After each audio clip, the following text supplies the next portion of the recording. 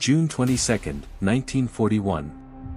3 million German soldiers stand on the Soviet border. Operation Barbarossa is about to begin. But what if Hitler said no? What if Germany never invaded the Soviet Union?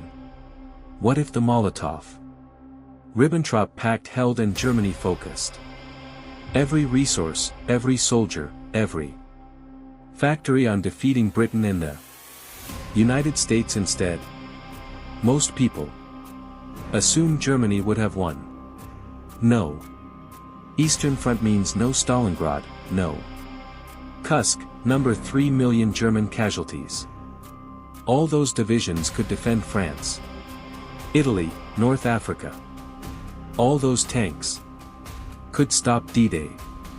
Germany fights a one-front war against the West and wins.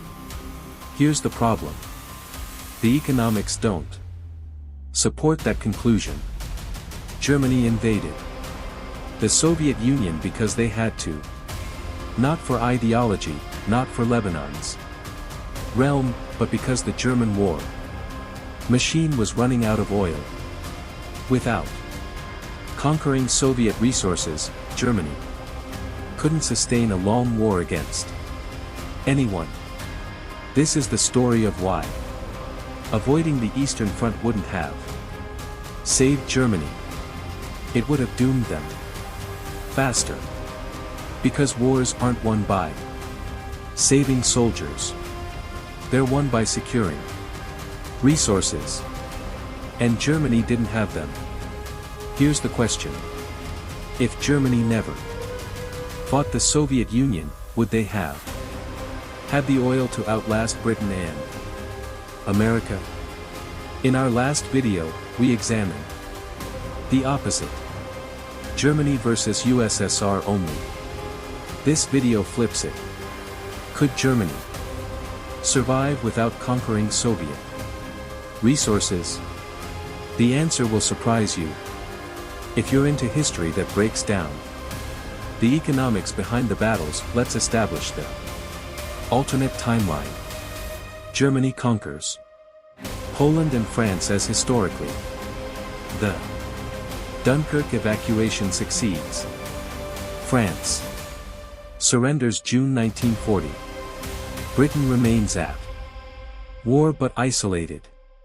But then Hitler makes a different choice. June 1941. Instead of launching Operation Barbarossa, Hitler maintains the Molotov-Ribbentrop Pact. Germany focuses everything on defeating Britain and the United States. December 7, 1941. Japan attacks Pearl Harbor. 4 days later, Hitler declares war on the United States. So by December 41, Germany is at war with Britain and America, but not the Soviet Union. Germany has saved 3 million soldiers from the Eastern Front. D-Day will face stronger defenses. Italy will be harder to invade.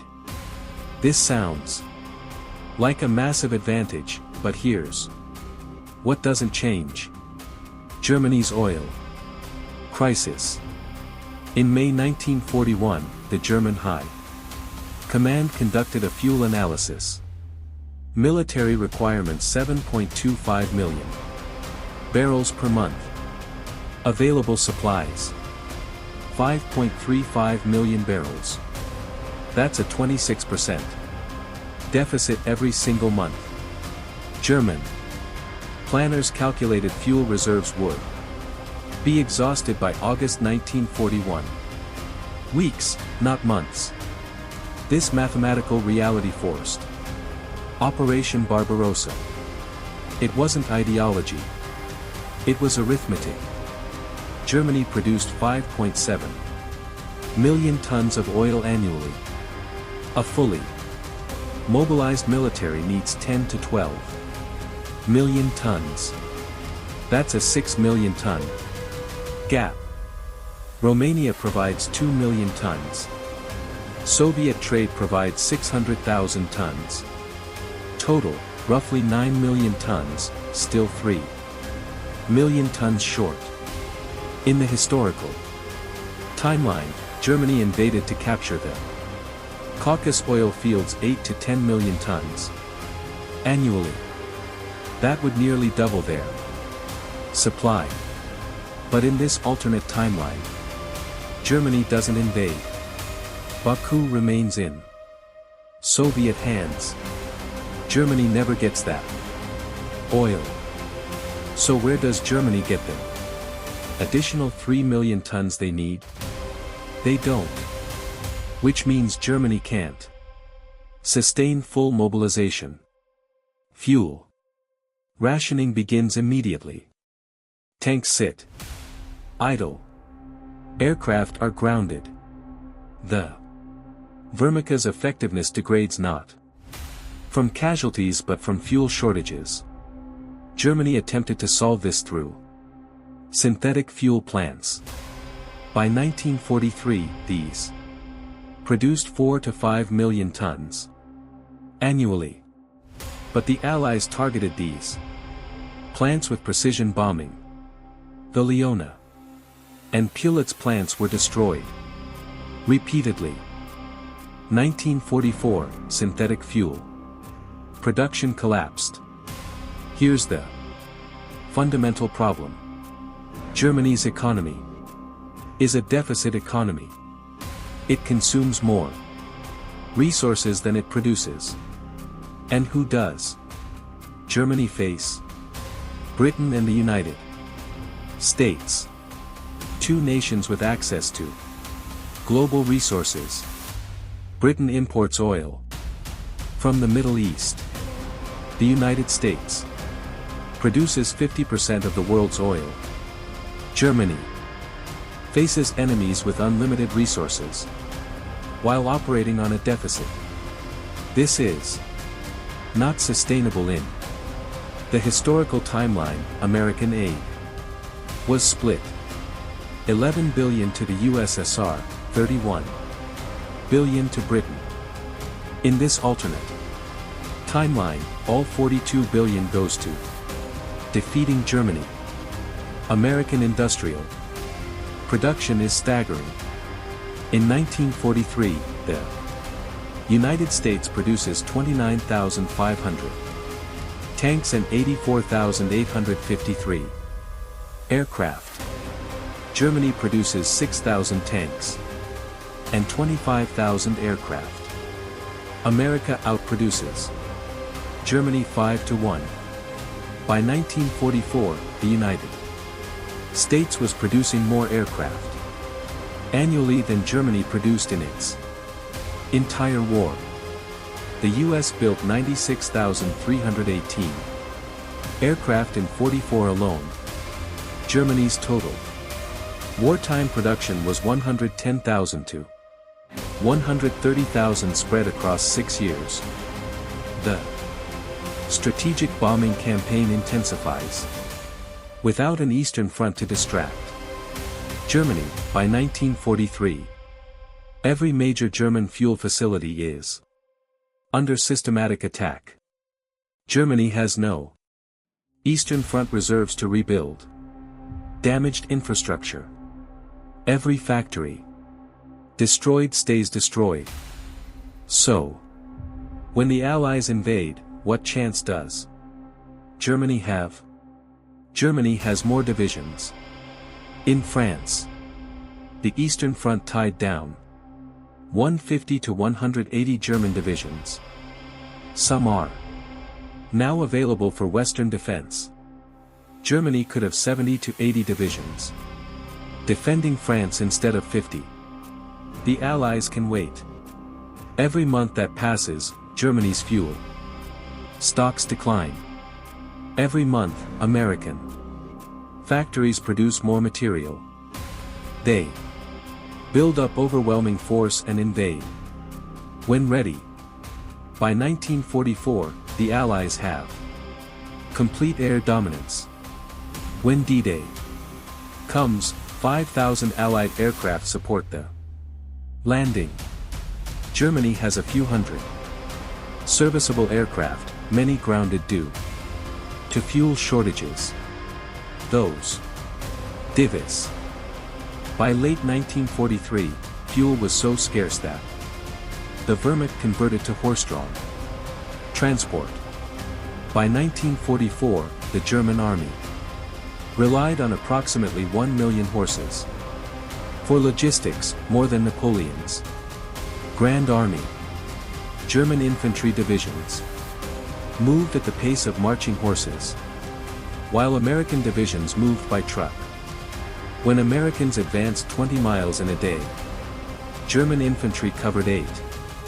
When Americans retreated, they were gone in an hour. When Germans retreated, their horse-drawn columns were caught by mechanized pursuers. The mobility gap was insurmountable. But Germany's situation is about to get worse.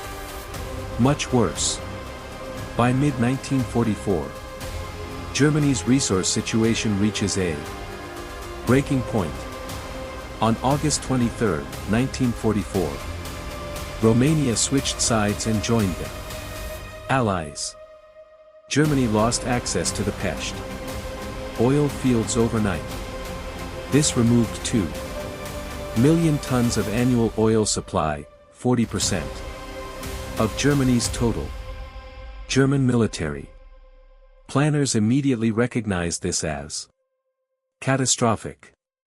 Without Romanian oil and with synthetic plants destroyed, the Wehrmacht had no sustainable fuel source remaining. By September, the Luftwaffe was effectively grounded. Tank divisions were immobilized. The Wehrmacht became a pre-industrial army. Horses replaced trucks. Supply trains moved at walking pace. German tank units in Normandy faced crippling fuel shortages throughout July and August. Panzer divisions reported receiving fuel allocations for only a fraction of their tanks. Fully operational Panthers sat immobilized in fields while American Shermans maneuvered freely. German commanders described the situation as fighting with one hand tied behind their backs. The strategic bombing campaign reached maximum intensity. Allied bombers faced minimal resistance. The Leuna synthetic fuel plant near Leipzig was bombed 22 times between May and December. Each raid destroyed critical infrastructure. German crews rebuilt what they could. But the Americans returned faster than repairs could be completed. By September, production had fallen 90%. By October, the plant was effectively non-operational. Every remaining fuel plant across Germany met the same fate. Every steel mill was bombed into rubble.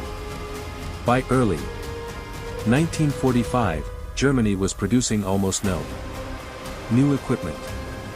The existing equipment ran out of fuel. The Wehrmacht became hollow. Soldiers without fuel, tanks without ammunition, aircraft without pilots. There's one factor we haven't discussed. The atomic bomb. Had Germany held out until summer 1945, the bomb would have been used on Germany instead of Japan. Berlin, Hamburg, Munich would have become targets. Germany would have surrendered after the first bomb, but the war doesn't reach that point. Germany collapses in spring 45 from fuel starvation, not atomic fire. Allied armies advance steadily. By spring 1945, they're crossing the Rhine. Germany's military has disintegrated due to lack of supplies. The German command sues for peace. Germany surrenders roughly the same time frame as historically. So if avoiding the Eastern Front doesn't save Germany, why did Hitler invade at all? The common assumption is that avoiding the Eastern Front saves Germany. 3 million soldiers survive. All those troops defend France. D-Day becomes harder. Maybe Germany negotiates a settlement. But the economic reality is the opposite. Germany invaded the Soviet Union because their resource deficit was unsustainable.